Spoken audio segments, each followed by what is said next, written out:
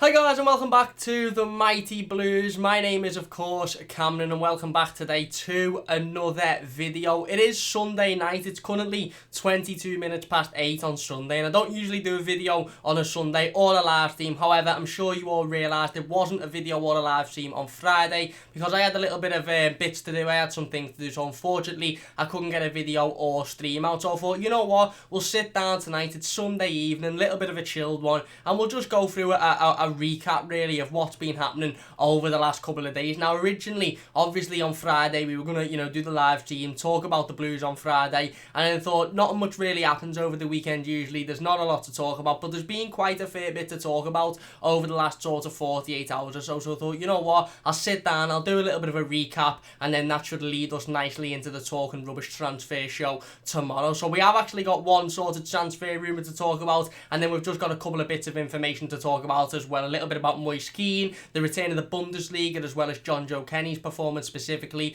and also an update on season tickets and information for season ticket holders that has come directly from Everton themselves this evening. So we hope you are doing well. I've got my cup of tea. Grab your cup of tea, sit down. We'll be talking the Blues, of course. I hope you all have had a good weekend. I've had a pretty decent one myself, to be honest. Don't usually, take Friday off in regards to streaming and videos an awful lot. So I've had a nice sort of few days to just chill and relax and not do an awful lot. But there has been a lot of information to go through. So we'll start with the transfer rumour, and that is again the rumour linking Juventus midfielder Adrien Rabiot to a move to Everton Football Club. We spoke about this on the Talking Rubbish transfer show last Monday. I think we put it in the rubbish category because we stated that the player's probably going to more likely want to move to a club like Manchester United or somebody that are able to pay him the wages that he would demand, and also are currently fighting in those European competitions. He's a player that's had the fallout at Juventus due to, I think it's a wage query, and he's a player that's had his attitude questioned on numerous occasions. He hasn't been at Juventus for very long, and the fact that he's kicking up a little bit of a fuss and stating that he wants to leave, maybe tells us a little bit about his attitude. However, he was linked with Everton Football Club last week. We spoke about it. There was also links to Manchester United, and I said how I felt like Everton were just sort of thrown in the hat a little bit to fill a space. So it wasn't just Man United that linked with the player, it was to give a little bit of competition within the transfer rumours, to state that Everton and Manchester United were both interested in him. However, there has been a little bit of information that broke last night, and that is coming from a little quip, which are quite a reliable source. I think they're quite a reliable French source, which made me ears sort of perk for this one and made me, look at it a little bit deeper. And they have stated that Juventus midfielder Adrien Rabiot wants to join Everton this summer, and this actually come after an article that was published a couple of hours before this to state that Rabiot had a conversation with Carlo Ancelotti and maybe edging his way towards wanting to come to Everton as opposed to going to Old Trafford to play for Manchester United. And we've spoke on numerous occasions over the last couple of weeks or so about the effect of Carlo Ancelotti and how much of an effect Carlo Ancelotti will have on future transfers and players coming in, and obviously he'll have a massive effect on players leaving the football club. But how much, how good is Carlo Ancelotti? How much pull power will he have over certain players? We spoke about Koulibaly from Napoli a couple of weeks ago as well, and we said about, how if Carlo Ancelotti wasn't the Everton manager, Koulibaly and Everton probably wouldn't be put in the same sentence. But the fact that Koulibaly's worked under Ancelotti, he had a good relationship with Ancelotti, how likely is it that Ancelotti will be able to convince Koulibaly to come into Everton? And we feel a little bit the same, I think, on the Rabiot situation, and it's really, really interesting that L'Equipe are now are now stating that the player himself actually wants to move to Everton after having conversations with Carlo Ancelotti. So that is one that we'll talk further about in the Talking Rubbish transfer show tomorrow, but I just wanted to bring it up in this little bit of a weekend recap today because it's something that perked me ears up. Like I said, it come from quite a reliable source, and it's quite a juicy bit of information, isn't it? If a player's turning around and saying they want to come to the, your football club and they've spoken to your manager, it's information that's definitely worth touching on and definitely worth talking about. So if you want to hear more about that transfer rumour as well as others, don't forget to join us on the Talking Rubbish transfer show at 5:15 p.m. live tomorrow night. But that's really, really interesting. Let me know your thoughts on that one in the comment section down below. Listen, I like Rabiot in terms of him as a player, his playing style. I think he's a good midfielder. There are questions surrounding his attitude. I think he hasn't been at Juventus for very, very long. Obviously, he come from PSG in the French league, and although I think he's got a lot of talent and he's a very good player.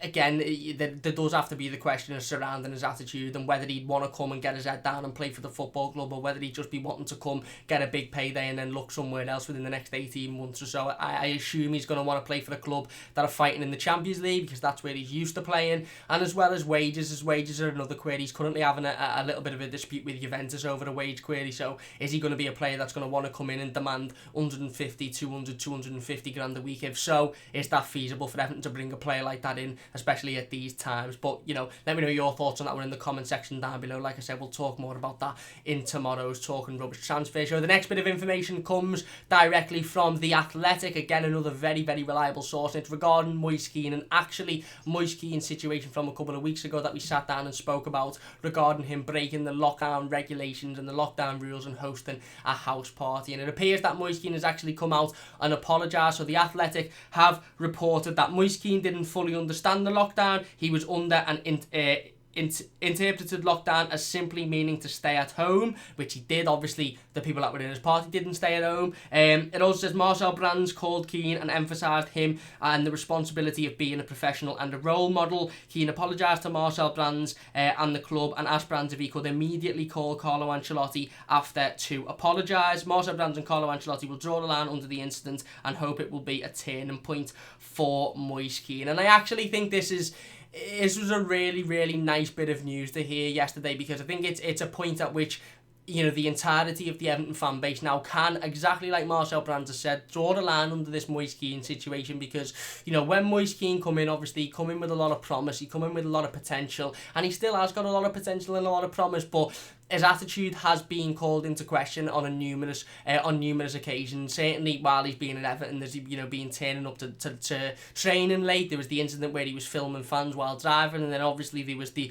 lockdown party. And I feel like, you know, it sort of felt a little bit three strikes and you're out for me when you know, obviously the story broke about the lockdown. Don't get me wrong, I'm not in any way, shape or form backing Moise Kean or stating that, you know, what he done was correct. It was completely wrong. It was very stupid. It was selfish and it was disgraceful. However, I think it's important that we realise it was all of those things and we now just draw the line on it and move on. Listen, he's a very, very good young player. He's a player that hasn't settled as we all would have wanted and hoped for this season. Obviously, he hasn't got the amount of goals that he stated he would have liked. He's only got one Premier League goal. However, I think he's only had 5 or 6 Premier League starts. However, ultimately, he's a very, very good young player. He's a player with a lot of potential. He's a player that could be one of the best in Europe if he gets his head down and he works hard. And obviously, over the last couple of weeks, we've seen numerous transfer rumours linking him with moves back to Italy, to the Serie A. You had rumours last week that we spoke about with Mino Raiola apparently being involved in trying to force a move for Moise Kean. I'm really, really happy that it's come out now that the club have stated, listen, we sat down, we spoke to him. He didn't fully understand the lockdown measures, which I don't know how much I believe, if I'm being perfectly honest with you regarding that.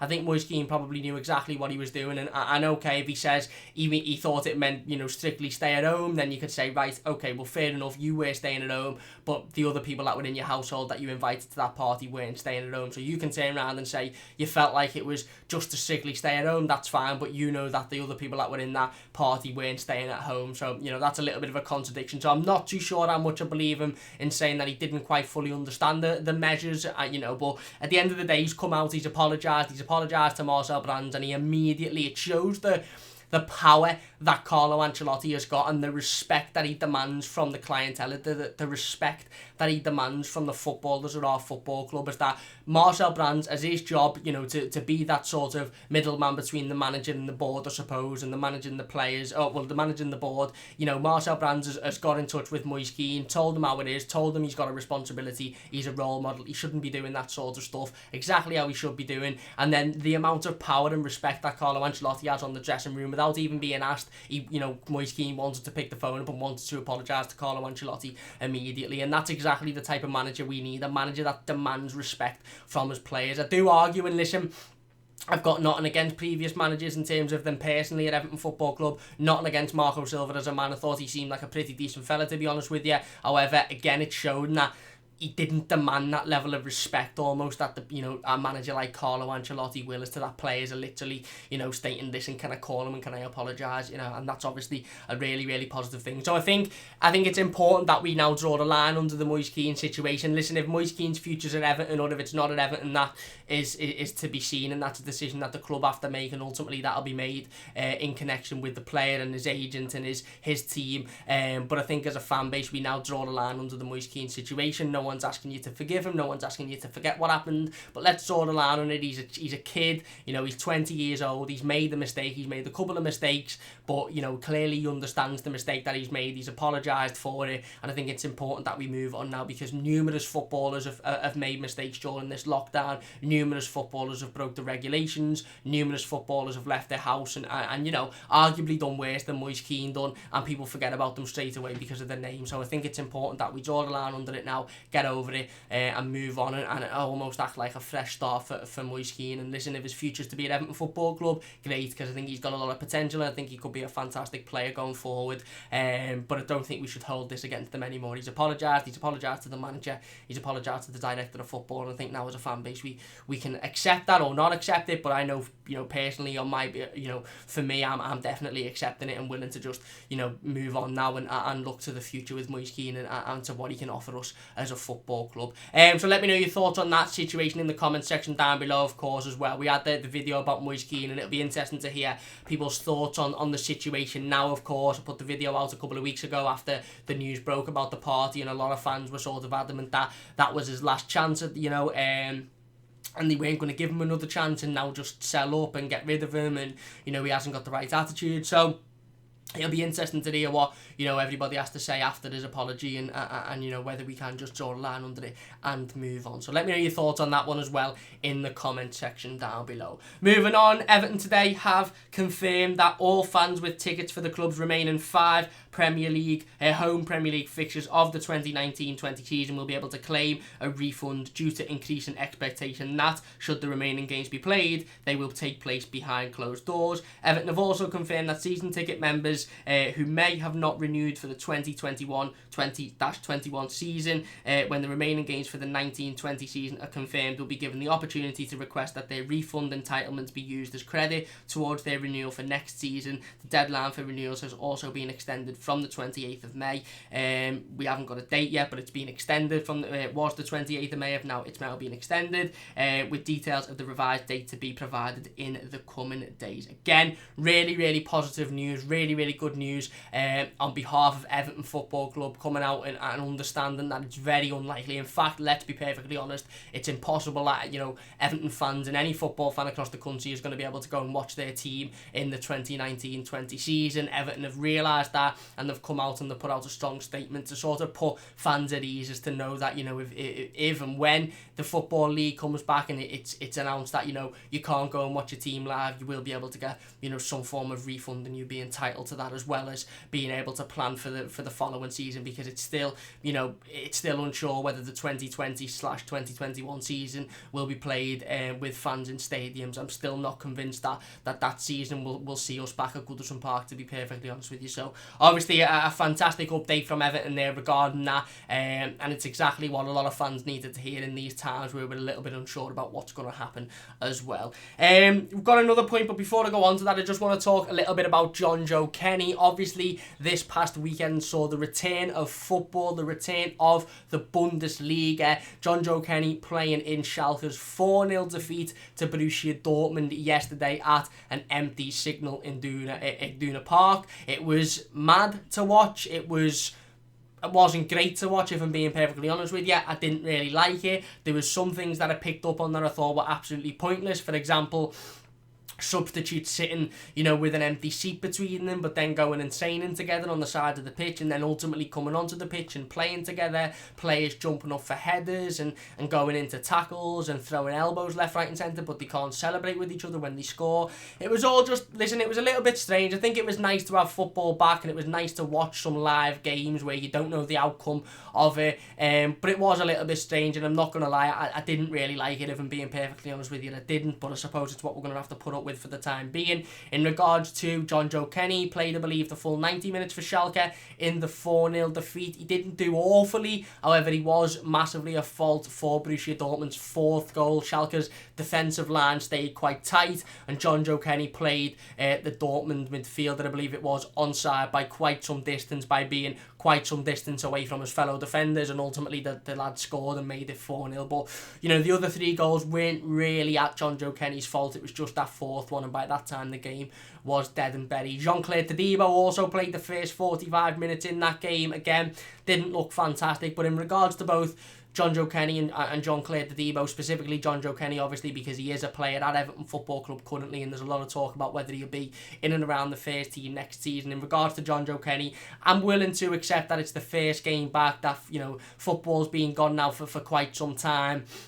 and that he probably was playing with a little bit of ring rust. Let's be perfectly honest. He probably was, you know, not used to playing consistently. So I'm willing to accept that performance might have been due to the fact that he's been out of the game for quite some time, as well as the remainder of the players. And I know there'll be a lot of, you know, people saying, well, that doesn't make any sense because Dortmund had also been out for the same amount of time and they look decent, and that's fair enough. But, you know, again, I'm sure the Bundesliga will be on for the next few weeks, certainly before the Premier League returns. So I'm looking forward to looking at Jonjoe Kenny within the next couple of weeks and see if his performance, and specifically Schalke's performance, does improve. But it's quite ironic that a lot of Evertonians chose Schalke to support for the Bundesliga season now, obviously, whilst we await the return of the Premier League, and Schalke put in an absolute Everton performance, if I've ever seen one, getting ripped to bits in their local derby, whilst most Everton fans were watching on expecting them to do something special. They pulled an Everton, so there you go. But that was just a little bit of a Bundesliga update. Obviously the football returned. I only watched the Schalke and Dortmund game, and yeah, you know, listen, from an Everton point of view, I was supporting Schalke, which meant it wasn't a fantastic day, but in regards to Jonjoe Kenny's performance, he didn't do awfully, he wasn't fantastic. I think on that game, if his form's going to continue based off that game, then I think Everton seriously need to be in the market for a new right back this summer. However, again, like I said, I'm willing to, you know, accept that might just be a one-off, and you know, watch him for the next couple of weeks and see how he improves. Anyway, just finally, another little bit of breaking news that come out yesterday. It's from the Sunday Times Rich List, and it stated that Farhad Moshiri has increased his wealth by 300 million to see him rise from the 98th richest man in Britain to now the 79th, and Alisher Usmanov has gone from 8th to 7th. So both Moshiri and Usmanov rising in terms of Britain's richest man. Sorry, took a little bit of a while to get that one out, and that is according to the Sunday Times Rich List. It's again only a little bit of information, but it's an update nonetheless, and it's maybe something worth, you know, having a little look at. It basically means that Everton have got a little bit more money to their disposal if Farhad Moshiri decides to allow us to use it, and if Alisher Usmanov decides to gift Farhad that little bit more money that he's obviously had in the last year or so. Anyway, that's going to do it for today's video. If you have enjoyed, please do hit that like button. It does only take a second. Don't forget to subscribe to the channel if you're new as well. Again, I do apologise for the lack of video or live stream on Friday, but we've done a little bit of a weekly sort of roundup there, or a weekend roundup, whatever you want to call it. If you like this sort of idea, then, you know, maybe we'll do a little bit more of these in the future. Don't forget to join us at 5:15 PM tomorrow night for the Talking Rubbish transfer show. We'll be revisiting that Rabiot story and talking about the potential of him coming into Everton Football Club, as well as a plethora of other transfer rumours that have come out over the last sort of week or so. So a big thanks for watching. Please do hit that like button if you have enjoyed. Fantastic support on the channel recently, so I want to say a big thank you for all of that. It really does mean a massive amount to me. Don't forget to subscribe if you're new. Follow us on Instagram and Twitter as well to keep up to date with all of the latest Everton information, so you don't miss absolutely anything. Big thanks for watching. Join us tomorrow for the Talking Rubbish transfer show. Leave a like if you've enjoyed, and I'll see you soon on the Mighty Blues.